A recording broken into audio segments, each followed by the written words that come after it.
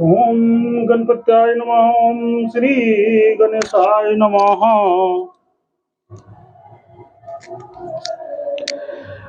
आज दिल्ली से गांव आए हैं। आज षष्ठी पूजा है, षष्ठी पूजा जिसको बोलते हैं। और आज माँ कात्यायनी का पूजा है, तो आज गांव में हम पूजा कर रहे हैं। माँ कात्यायनी का पूजा होगा। सबसे पहले गणपत्याय का हम, गणेश भगवान का हम जो है आवाहन करते हैं। ओम श्री गणपत्याय नमः। ओम गणेशाय नमः। या देवी सर्वभूतेषु माँ कात्यायनी रूपेण संस्थिता नमस्तस्ये नमस्तस्ये नमस्तस्ये नमो नमः। ओम श्री दुर्गा दिव्ये नमः। ओम श्री दुर्गाये नमः। ओम श्रीमद् देवी भागवत महापुराण ब्रह्म प्रथम खंडः। तुम्हें माता च पिता तुमेव, तुमेव बंधो च सखा तुमेव, तुमेव विद्या द्रविणं तुमेव, तुमेव सर्वं देव देव। ओम नमः चंडिकाय नमः। ओम श्री दुर्गा दिव्ये नमः। ओम श्री दुर्गाये नमः। जो अध्याय भगवती के श्री विग्रह से कोशिका का प्रकट, देवी की काल का रूप में परिणति, चंड मुंड से देवी का अद्भुत सौंदर्य को सुनकर शुंभ शुंभ का सुग्रीव को दूत बनाकर भेजना, जगदम्बा के विवाह के विषय में अपनी शर्त रखना। व्यास जी बोले, हे राजन, जब शत्रुओं से संत्रस्त देवताओं की इस प्रकार स्तुति करने पर भगवती ने अपने शरीर से एक दूसरा रूप प्रकट कर दिया।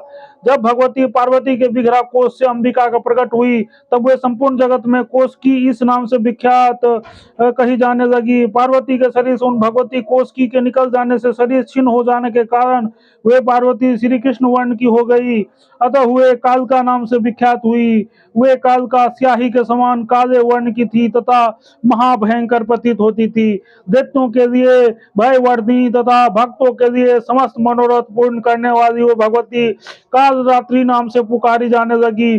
समस्त आभूषणों से मंडित और लवन युग से संपन्न वो भगवती का दूसरा रूप कोष की अत्यंत मनोहर प्रतीत हो रहा था। तदंतर अंबिका ने मुस्कुराकर देवताओं से यह कहा, आप लोग निर्भय रहें, मैं आपके शत्रुओं का वध अभी कर डालूंगी। आप लोगों का कार्य मुझे सम्यक प्रकार से संपन्न करना है। मैं संग्राम रण में विचरण करूंगी और आप लोगों के कल्याण के लिए निशुंभ आदि दानवों का संहार करूंगी। तब ऐसा कहकर गर्वोन्मत्त हुए भगवती कोष की सिंह पर सवार हो गई और वे देवी कालका को साथ में लेकर शत्रु के नगर की ओर चल पड़ी। कालका सहित देवी अंबिका वहां पहुंचकर नगर में उपवन में रुक गई। तत्पश्चात उन्होंने जगत को मोह में डालने वाली, मोहित करने वाली गीत गाना आरंभ कर दिया। उधर मधु गाने को सुनकर पशु पक्षी भी मोहित हो गए और आकाश मंडल में स्थित देवतागण अत्यंत आनंदित हो उठे।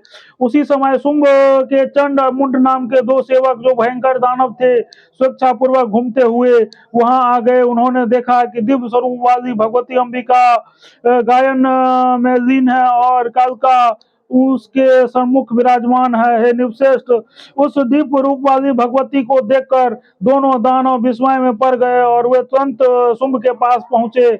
अपने महामहल में बैठकर उस दानवराज शुंभ के पास जाकर दोनों सिर झुकाकर राजा को प्रणाम करके मधुर वाणी में कहा, हे राजन, कामदेव को मोहित कर देने वाले एक सुंदरी हिमाचल से यहाँ आई हुई हैं। वो सिंह पर सवार है तथा सभी शुभ लक्षणों से संपन्न है। ऐसी उत्तम स्त्री न स्वर्ग में है न गंधर्व लोक में है। संपूर्ण पृथ्वी पर ऐसी सुंदरी ना तो कहीं देखी गई है न सुनी गई है। हे राजन, वो ऐसा गाती है कि उससे गाने पर सभी मुग्ध हो जाते हैं। उसके मधुर स्वर में मोहित होकर मिग्र भी उसके पास बैठ रह जाते हैं। हे निवश्रेष्ठ, अब आप यह पता लगाइए कि यह किसकी पुत्री है और किस लिए यहाँ आई हुई है।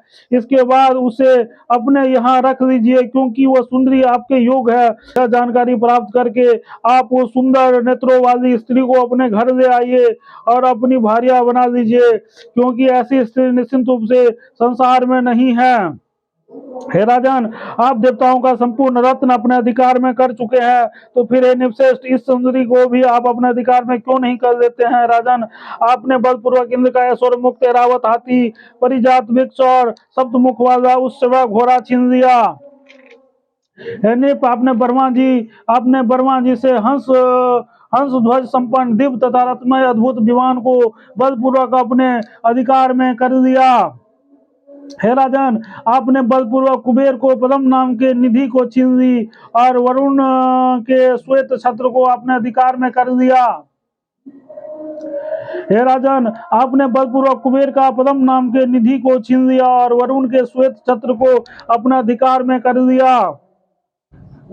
हे निपश्रेष्ठ, आपके भाई निशुंभ ने भी वरुण को पराजित करके उसे पास में हठ पूर्वक छीन लिया।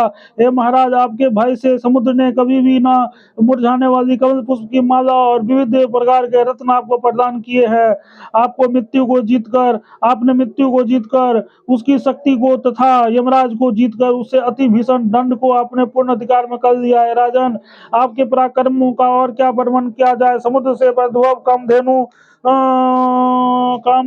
आपने छीन ली और जो इस समय आपके पास विद्वान है राजन, मेनका आदि अप्सराएं भी आपका अधीन पड़ी हुई हैं। इस प्रकार जब आपने सभी रत्न बलपूर्वक छीन लिए, तब नागरिकों में यत रत्न स्वरूप वाली सुंदरी को भी अपने अधिकार में क्यों नहीं कर देते हैं। हे भूपत, आपके गृह में विद्वान समस्त विपुल रत्न इस सुंदरी के सुशोभित होकर यथार्थ रूप में रत्न स्वरूप हो जाएंगे। हे देतराज, तीनों लोक में ऐसी सुंदर स्त्री नहीं है, तो आप इस मनोहारिणी स्त्री को शीघ्र ले आइए, अपनी भार्या बना लीजिए। व्यास जी बोले, चंड मुंड का मधुमय अक्षरों से युक्त यह मधुर वचन सुनकर प्रसन्न मुखमंडल वाला शुंभ अपने समीप बैठे हुए सुग्रीव को कहने लगा, हे बुद्धि संपन्न सुग्रीव, तुम दूत बनकर जाओ और मेरा यह कार्य शीघ्र संपन्न करो। वहां तुम ऐसी बातचीत करना जिससे वो किशोरदरी यहाँ आ जाए। बुद्धिमान पुरुषों को स्त्रियों के विषय में साम और दान इन दो उपायों से प्रयोग करना चाहिए, ऐसा श्रृंगार रस से विद्वानों ने कहा है। भेद निधि का प्रयोग करने पर रस का आभास मात्र हो पाता और दंड नीति का प्रयोग करने पर रस भंग ही हो जाता था। विद्वान पुरुषों ने इन दोनों को दोषपूर्ण बताया है।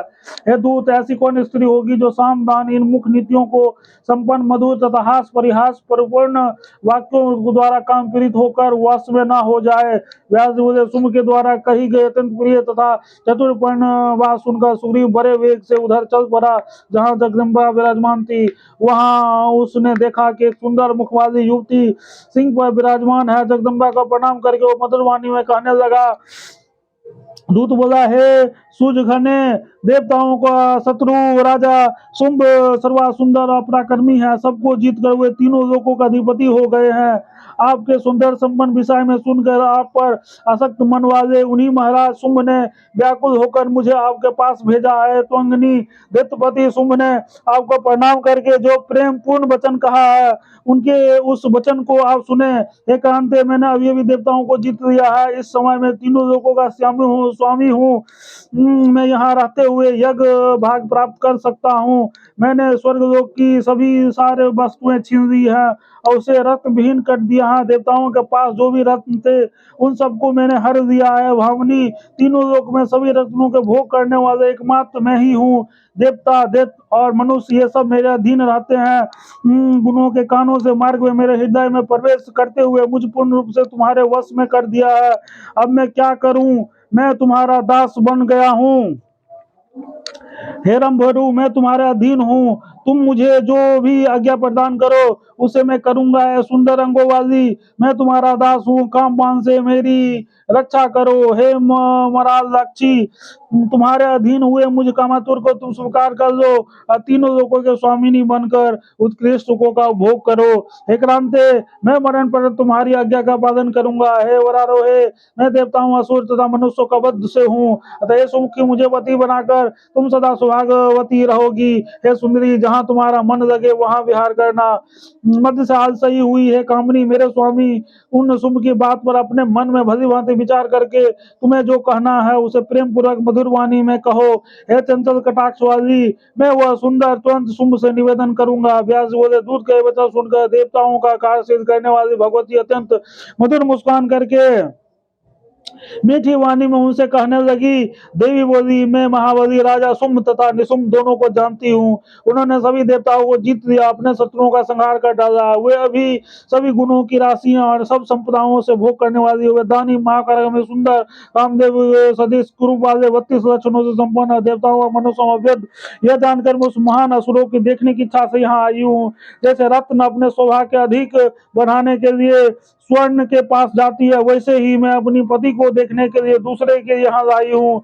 सभी देवताओं के पृथ्वी लक्षणों में मान प्रदान करने वाली, सभी मन को गंधर्वों में, राक्षसों तथा देखने में सुंदर लगने वाली जो कुछ भी अनलोक है, सब वो उनको देख लिया है। सबके सब शुंभ के आतंक से डरे हुए हैं, भयंकर मारे कांपते रहते हैं, सदा व्याकुल रहते हैं। शुंभ के गुण सुनकर उन्हें देखने की इच्छा से मैं इस समय यहाँ आई हुई।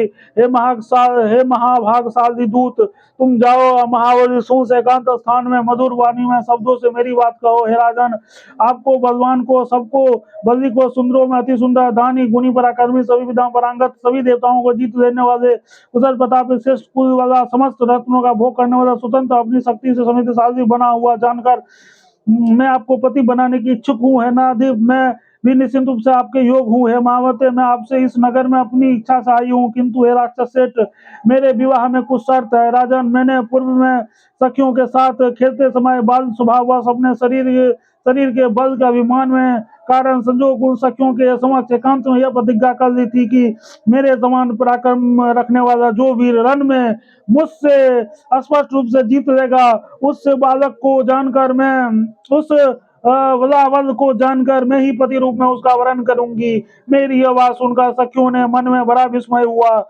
जो जोर से हंसने लगी, कहने लगी कि इतने शिक्षा पूर्वक कैसे भीषण प्रतिज्ञा कर लिए थे। हे राजेंद्र, आप भी ऐसे पराक्रमी को जानकर यहीं पर अपने बल से मुझे जीत कर मनोरथ पूर्ण कर लीजिए। हे सुंदर, आप आपका छोटा भाई संग्राम में आकर युद्ध द्वारा मुझे जीत ले, मेरे साथ विवाह कर ले। इति श्रीमद्भागवत महापुराण संहिता पंचम स्कंदे दिव्या सुग्रीव दूताय सर्वत्र कथनं नाम त्रयोविंशोऽध्याय। ओम तत्सत। दुर्गा महारानी की जय। दुर्गे दुर्गत के नाशनी, दुर्गे दुर्गत के नाशनी, अयोध्या मथुरा माया कांसी कांतावंतिका, दुर्गे दुर्गत के नाशनी। जय माता रानी।